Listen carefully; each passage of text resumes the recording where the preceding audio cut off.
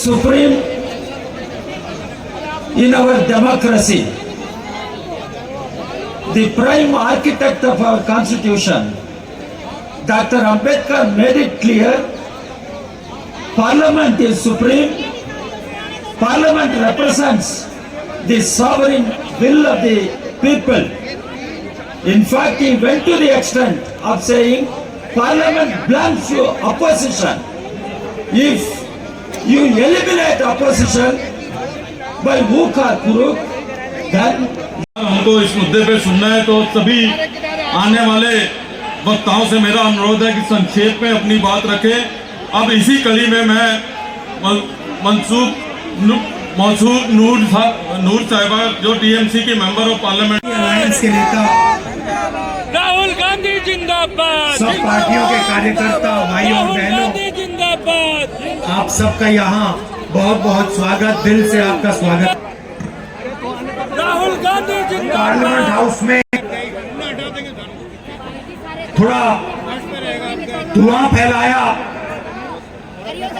BJP के सांसद सब भाग लिए, राहुल गांधी जिंदाबाद, वो अलग बात है।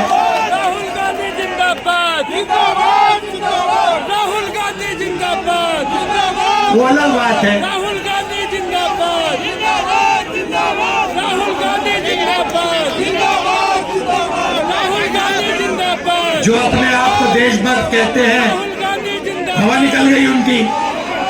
राहुल गांधी जिंदाबाद। वो टीवी में आपको नहीं दिखा, वो हमें दिख रहा था पीछे से। राहुल गांधी जिंदाबाद। सवाल ये, सबसे पहली बात, अंदर कैसे आए? राहुल गांधी प्रधानमंत्री बनो। सिक्योरिटी ब्रीच की बात हुई, सही है, अंदर कैसे आए? पार्लियामेंट के अंदर वो गैस का सिलेंडर ले आए। अगर गैस का सिलेंडर ला सकते थे तो कुछ और भी ला सकते थे।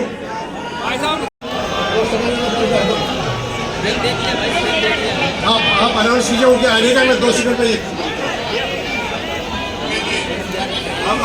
अनाउंस कीजिए। हमारे बीच में देश के लोकप्रिय नेता, सम्मान्य नेता आदरणीय राहुल गांधी जी पहुंच गए। जोरदार तालियों से आदरणीय राहुल गांधी जी का मंच पर आप स्वागत करेंगे। आदरणीय श्री राहुल गांधी जी का दिल्ली प्रदेश कांग्रेस कमेटी की ओर से हार्दिक स्वागत है। आज आदरणीय राहुल गांधी कि कैसे ये सब कुछ हुआ और क्या उपाय किया जा रहा था ये और ना हो, लेकिन खामोशी की ताकि हमारी जो इस। अब मैं आमंत्रित कर रहा हूं हसनैन मसूदी जी को कि वो हमको संबोधित करें। स्टेज पर विराजमान हमारे सीनियर लीडर साहिबान,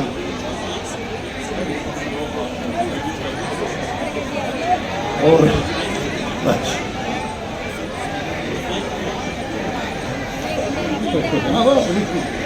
परम आदरणीय मल्लिकार्जुन खड़गे जी हम लोगों के बीच में, आपसे अनुरोध कर रहा हूं, जोरदार तालियों से हाथ ऊपर उठा के सब लोग ताली बजा के उनका स्वागत करेंगे। उनके साथ हमारे जनरल सेक्रेटरी ऑर्गेनाइजेशन केसी वेणुगोपाल जी भी हम लोगों के बीच में आए हैं। उनके लिए भी अनुरोध है, ताली बजा के आप लोग जो है स्वागत करेंगे। और मैं अब आमंत्रित कर रहा हूं हसनैन मसूदी जी को कि वो हमें संबोधित करें। मैं तमाम मंच की तरफ से और दिल्ली प्रदेश कांग्रेस कमेटी की तरफ से तहे दिल से उनका स्वागत करता हूं। आपसे अनुरोध करता हूं, एक बार जरा जोरदार ताली बजा के उनका स्वागत कीजिए। इसी कड़ी में मैं अब आमंत्रित कर रहा हूं जेडीयू के member of parliament Ramnath Thakur ji को कि वो आए और हमको संबोधित करें। रामनाथ ठाकुर जी। हेलो। इंडिया गठबंधन का किया, उसके लिए मैं सभी को मैं धन्यवाद करते हुए, अपने तहे दिल से आभार प्रकट करते हुए, इंडिया अलायंस जीतेगा ये घोषणा करते हुए मैं ये काम कर रहे हैं। और जो देश की संवैधानिक एजेंसियां हैं जिन्होंने इस देश की व्यवस्था को ठीक करना है, उन एजेंसियों के द्वारा विपक्ष के जितने भी लीडर साहबान हैं, उन लीडर साहबानों को डराया जा रहा है, झूठे केस डाले जा रहे हैं। उनको जेलों में डाला जा रहा है और धमकियां दी जा रही हैं। वो छायाकार बंधुओं और इस इलाके के कोने कोने से आए हुए सभी दल के संघर्षशील कार्यकर्तागण, नेटवर्क हम आपसे निवेदन करने आए हैं कि 13 दिसंबर को जो घटना हुई उस घटना के बारे में हम लोगों ने सरकार से स्पष्ट आवाज उठाई। उस समय भी सत्ता पक्ष अड़ी रही और उस सत्र में भी कई बहुत महत्वपूर्ण बिल पारित कर दिए गए बिना विपक्ष के। इस बार भी मुझे लगता है कहीं ना कहीं ये सत्ता पक्ष की रणनीति है कि किसी न किसी बहाने में हम हार जाएंगे। देश की सुरक्षा की जब बात होती है, 140 करोड़ जनता अपने आप को ठगी सी महसूस कर रही है। वो कह रही है कि अगर आप पार्लियामेंट की, जो इस देश का सबसे सुरक्षित भवन है, उसकी सुरक्षा नहीं कर सकते तो आप 140 करोड़ जनता की सुरक्षा कैसे करेंगे? करता हो। और निश्चित तौर पर आज देश में लोकतंत्र के लिए जब पूरे देश के करोड़ों करोड़ लोग अगर सड़क पर आ जाए तो किसी हिटलर के चेहरे का ये उनका औकात नहीं है, किसी तानाशाह का ये हिंदुस्तान के अंदर ये संभव नहीं है, फांसीवाद के लिए संभव नहीं है। इस देश के लोकशाही पर काबिज हो जाए, लोकशाही की अवश्य ही जीत होगी और इस देश में संविधान जिंदा रहेगा। बहुत बहुत शुक्रिया आप सभी साथियों का। इनकलाब जिंदाबाद। इस सत्ता में है उसे विपक्ष मुक्त संसद चाहिए, प्रतिरोध मुक्त सड़क चाहिए, खिलाड़ी मुक्त खेल चाहिए और उसे सवाल मुक्त प्रेस चाहिए, सवाल मुक्त मीडिया चाहिए। तो ये लड़ाई सिर्फ हम निलंबित सांसदों की नहीं है। हमारे प्रधानमंत्री जी विदेश जाते हैं, अक्सर जाते हैं, तो वहां सीना ठोक के कहते हैं कि मैं लोकतंत्र की जननी वाले देश से आया हूं। 150 सांसदों का निलंबन। जब बाहर जाओगे मोदी जी, किस मुंह से कहोगे कि लोकतंत्र की जननी के देश से आया हूं? आपने तो मां को बीमार कर दिया। मां बेचारी रुग्णावस्था में है, मां इंटेंसिव केयर यूनिट में है। तो ये लड़ाई महज सांसदों के अधिकार की नहीं है, वो इमारत जिसे संसद कहते हैं। 800 लोग बैठते हैं, वो देश का प्रतिनिधित्व करते हैं। कश्मीर से कन्याकुमारी, मदुरई से मध्य प्रदेश, अगर उसकी सुरक्षा में चूक है तो ये राष्ट्रीय सुरक्षा का मसला है। मैं सिर्फ इतना कहूंगा कि कश्मीर का मसला हो, हमने तब भी कहा था, मैं श्रद्धांजलि देता हूं राजौरी में शहीद लोगों की, लेकिन तब भी कहा था कि आप कश्मीर की नॉर्मलिटी दिल्ली के दरबार से बोलते हैं। कश्मीर नॉर्मल फील नहीं कर रहा है। आप पूरे देश को कश्मीर में तब्दील करना चाहते हैं, तमाम चीजों पे पाबंदियां लगाना चाहती हैं। सड़कें जाम उठेंगी, सड़कों पे निलंबन का आपके पास कोई रास्ता नहीं है। कोई प्रिजाइडिंग ऑफिसर नहीं है जो मुझे कह दे कि सड़क पे तूफान ना मचाओ। मैं लालू जी की ओर से, तेजस्वी जी की ओर से एकजुटता का आह्वान करता हूं। जय हिंद। आरंभिक टिप्पणी मैं शुक्रिया अदा करना चाहता हूं इंडियन नेशनल कांग्रेस का कि बहुत शॉर्ट नोटिस पे उनकी दिल्ली कमेटी ने, दिल्ली यूनिट ने ये मीटिंग बुलाई। मैं शुक्रिया अदा करना चाहता हूं आप सबों का और मीडिया के साथियों का। साथियों, लोकतंत्र नहीं बचेगा तो आपका माइक, आपका चैनल, आपका संवाद भी नहीं बचेगा। इसलिए इस खतरे को आप भी समझिए। तो आज जनतंत्र को बचाना है, हमारे संविधान को बचाना है, तो ये अनिवार्य है कि आज जो सरकार में है, आज ये भाजपा की जो सरकार है, इस भाजपा को सत्ता से और सरकार से दूर रखना अनिवार्य है। तभी अपना भारत को हम बचा पाएंगे और उसी संकल्प लेने हम यहाँ पे आए हैं। हम आज हमारे भारत और संविधान को बचाएं। और ये बचाने के का हमारे संविधान का पहला शब्द क्या है? हम लोग, यानी देश की संप्रभुता हमारी है, यानी लोगों की।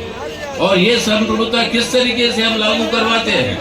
हम चुनते हैं हमारे प्रतिनिधि और वो प्रतिनिधि बनाते हैं सरकार। सरकार की जवाबदारी है पार्लियामेंट को और एमपीओ की जवाबदारी है लोगों को। ये है संविधान का सारा।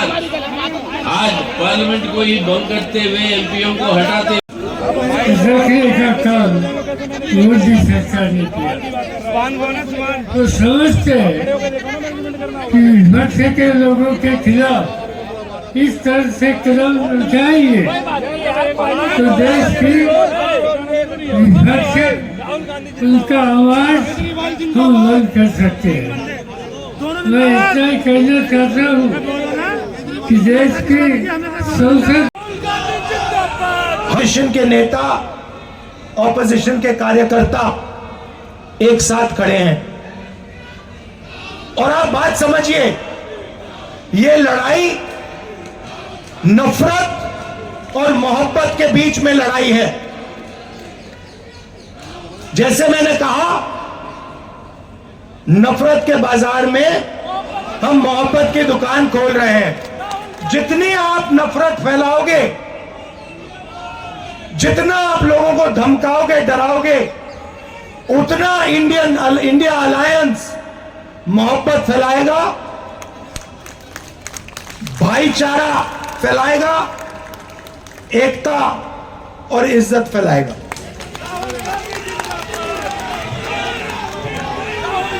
आप सब यहां आए, सब पार्टी के कार्यकर्ता एक साथ मिलकर आए। दिल से आपका धन्यवाद करना चाहता हूं। नमस्कार, जय हिंद। धन्यवाद राहुल जी। अब मैं आमंत्रित करूं हिंदुस्तान की हालत, सच्ची हालत, इसीलिए ये जो युवा थे जिन्होंने सिक्योरिटी ब्रीच जरूर की, वो भी आपकी गलती है, इसलिए वो पार्लियामेंट हाउस में कहती है, मीडिया कहती है कि पार्लियामेंट के बाहर सांसद लोग बैठे थे, वहां पे राहुल गांधी ने वीडियो ले लिया। मतलब इन्होंने ये नहीं कहा कि 150 सांसदों को बाहर कर दिया, भाई साहब पीछे हट जाओ थोड़ा सा, पार्लियामेंट के बाहर खड़ा कर दिया। भाई साहब, ये सवाल मीडिया ने नहीं पूछा, वहीं पर क्यों किया, कैसे किया। अमित शाह से सवाल पूछा कि भैया आप होम मिनिस्टर हो, ये दो युवा जंप करके कैसे आ गए। बेरोजगारी पे 2 सवाल पूछे और 150 लोगों को उठा के बाहर कर दिया। मीडिया ना बेरोजगारी की बात करती है,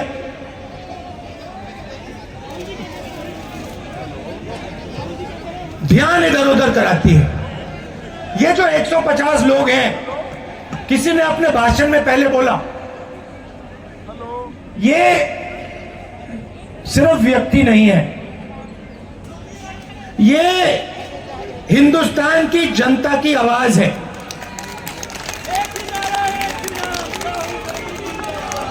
हर एमपी लाखों वोट लेके आता है। आपने सिर्फ 150 लोगों का अपमान नहीं किया, आपने हिंदुस्तान की 60% जनता का मुंह बंद किया है। तानाशाही नहीं चलेगी, तानाशाही नहीं चलेगी। आदरणीय खड़गे साहब जोरदार ताली बजा के स्वागत करिए।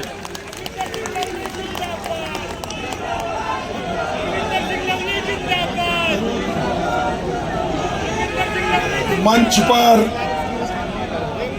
थोड़ा पहले शांति से सुनो, फिर उसके बाद जोर से तालियां बजाओ। मंच पर बैठे हुए नेता राहुल गांधी जी, पवार जी, येचुरी जी, डी राजा जी, शिवाजी, डीएमके के नेता, आरजेडी के नेता और जेडीयू के नेता